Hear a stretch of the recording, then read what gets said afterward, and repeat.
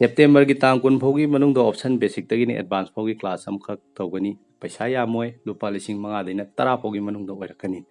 हाइबा class सिदा option basic तने advance फौबा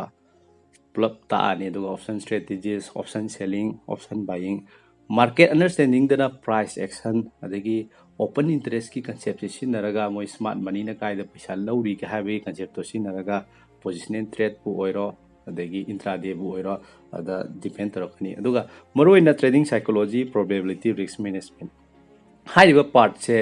याम कुपना नैनरकनीबा अदुगा अखोइना trade तौबा मतमदा ट्रेडिंग साइकोलॉजी से कमाइना मेंटेन तौनी हाइबगे मतांगदा हाइतारेको लाइफ ओइना नत्रगा तसेंगना नोय मेंटेन तौरिबा तौदबा हाइबसे आइना मॉनिटर तौरकनी हाइतारे अदुगा नोइना ट्रेडिंग तौरिसे नीति नियमना सुमना तौब्रा हाइबसे हैबिट ओइना फॉर्म तौनबा आइना मॉनिटर तौरगा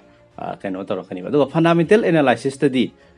मैक्रो इकोनॉमिक्स की मतांगदा ताकनी मरमदी अखोइना ट्रेड तौदोसे निफ्टीगा बैंक निफ्टीगा खतनेबा अदुदुना मरम ओरगा मैक्रो इकोनॉमिक्स सिदा याम कन्ना फोकस तौरकनीबा अदुगा क्लास से पैसा यामदे हाइदुना हाइदि याम ता ओइ खनबिगनु फजना सुम ताकनी हाइतारेको आइना पैसा यामद्रिजे तैनते कमेंदा हाइतारे मी